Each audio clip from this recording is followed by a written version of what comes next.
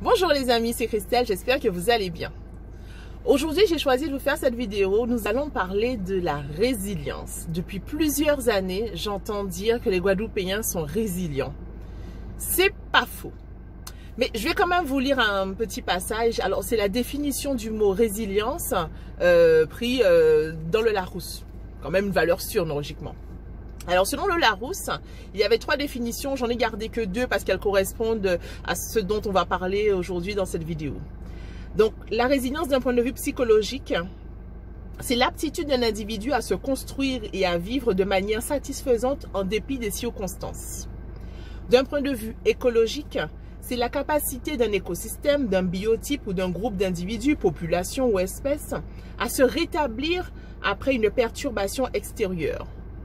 Exemple, incendie, tempête, défrichement, etc., etc. On pourrait mettre dedans crise sanitaire. Le problème avec la résilience, et le problème avec la résilience de la population guadeloupéenne, c'est que cette résilience, elle est permanente.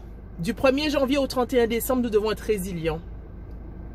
Ça arrange très bien, je pense, notre système politique actuel. Pour une raison très simple, c'est que on nous baratine, endoctrine, éduque depuis des années à nous dire que ceux qui réussissent, les plus méritants, les plus valeureux sont ceux qui sont dans le débrouillardisme. Voilà, débrouillard pas péché, nous sapoter mon nève. Donc on vous dit tout le temps, portez mon nève, travail raide.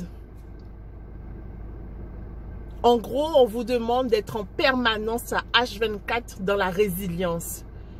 Ces gens créent des problèmes. Et pour ne pas avoir à résoudre des problèmes, vous disent, vous devez être résilient. Vous devez être fort, combatif. Montrer que vous pouvez vivre dans cette condition. Montrer que vous êtes plus fort que ça. Donc en gros, on passe notre temps à faire des efforts pour vivre dans un système, pour assumer les conditions, les conséquences des réactions, des prises de décision ou non de d'autres personnes. C'est comme avec l'eau. Pourquoi le problème de l'eau n'est toujours pas résolu en Guadeloupe? Bien parce que lorsqu'il y a des manifestations pour l'eau, c'est une poignée de la population qui se déplace. Parce que ceux qui ont des problèmes d'eau, en grande partie, sont résilients.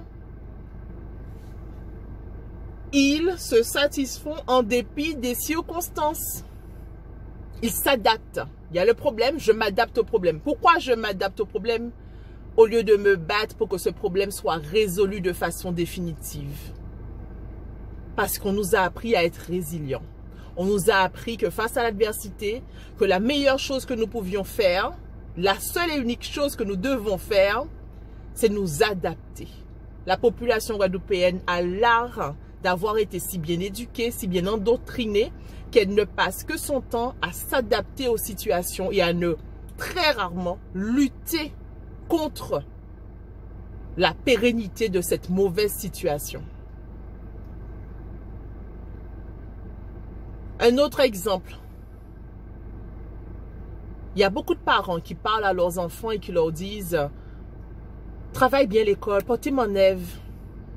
Pas faire comme moi, pas suivre l'exemple moi, portez mon ève, travaille bien l'école. » Là, on voit aucun diplôme, après, ils sont partis parce qu'il n'y a pas ni à rien Guadeloupe pour... faut aller en France pour payer travail. Ça veut dire que ces gens-là, ils ont compris que leur résilience était tellement pénible, tellement dure à supporter, tellement compliquée à vivre, qu'ils ne veulent pas que leurs enfants vivent ça. Qu'ils ne veulent pas que leurs enfants soient obligés de mettre en place un capital, un pouvoir interne de résilience tellement important parce que les choses ne s'améliorent pas, elles s'endurcissent même, qu'ils préfèrent leur dire « casse-toi plutôt, casse-toi, tu auras plus de chance, casse-toi, tu auras une meilleure vie dans laquelle tu auras besoin de faire preuve de beaucoup moins de résilience pour pouvoir la vivre. » Vous savez, on a cette habitude, cette tradition du feng shui. J'en ai déjà fait une vidéo, mais revenons dessus encore. Ce n'est jamais de trop d'en parler. Ça fait partie aussi de la résilience, ça. Les gens, ils sont rentrés dans un système à se dire, pour réussir dans la vie, je dois casser des gens sur mon chemin. On dit bien que, en bon français, pour faire une omelette, il faut casser des œufs. Si tu veux bouffer, il faut casser des gens. Adaptation, résilience. On s'est adapté à ce système. Et du coup, tout le monde fait perdurer ce système. Pour arriver dans la vie, en Guadeloupe, tu dois casser les autres. Tu dois traîner leur nom dans la boue. Tu dois les mépriser, les insulter, leur mettre des bâtons dans les roues pour que toi, tu puisses briller. C'est la résilience, la faculté de s'adapter à ce système qui a créé ce feng shui et qui, comme tout le monde est dans le système et que personne ne veut en sortir, eh ben du coup, on fait perdurer le système. C'est qu'on s'habite là. Combien de personnes j'ai déjà entendu me dire ça?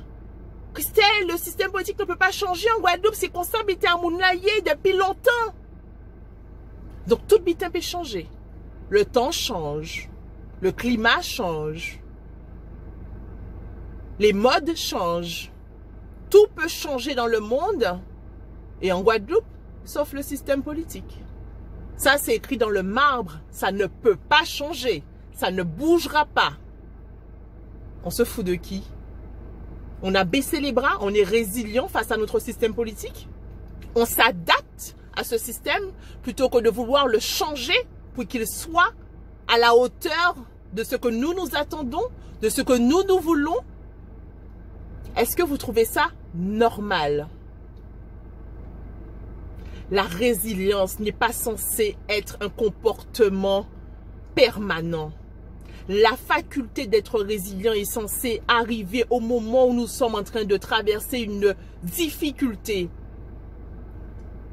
une crise comme la crise sanitaire aujourd'hui. Nous nous sommes adaptés. On nous a dit confinez, fermez les autres à Casazot. On a trouvé une façon de s'adapter à cette nouvelle situation qui était inconnue jusque-là. Résilience. Mais est-ce que ça veut dire que toute notre vie, du 1er janvier au 31 décembre, nous devons être résilients? La résilience, c'est l'abrutissement. La résilience, c'est casser la motivation, casser les ambitions, casser la volonté, casser le militantisme de personnes qui savent, qui peuvent faire autrement, qui peuvent faire autre chose. On leur dit ferme ta gueule, c'est qu'on s'habite à Mounlaye. Résilience. Faculté de s'adapter aux situations. Quand on s'adapte, on ne change rien. Donc il faut que chacun se pose la question à savoir, est-ce que je veux être un résilient permanent, en temps plein, ou est-ce que je veux être résilient uniquement lorsqu'une difficulté se présente, que ce soit dans ma vie, que ce soit au niveau de la société, mais qu'ensuite, je n'accepte pas les problèmes. Je n'accepte pas que les problèmes restent permanents pour m'obliger à être résilient en permanence face à ces problèmes. J'espère que je suis assez claire dans ce que j'explique parce que peut-être que certaines personnes me disent « Oh, c'est très compliqué, Christelle, mais tant qu'on est résilient,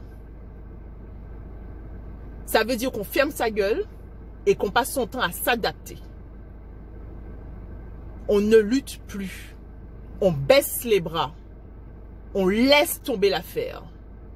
Et ça, c'est ça cette décision qui fait que les systèmes de corruption, de clientélisme, de détournement, de tout ce qu'il y a de plus pourri, de plus périmé, de plus gâté, de plus dégoûtant dans ce système dans lequel nous vivons ici en Guadeloupe. Mais ça vaut pour la Martinique, la Guyane, pour le monde entier, ce que je dis là.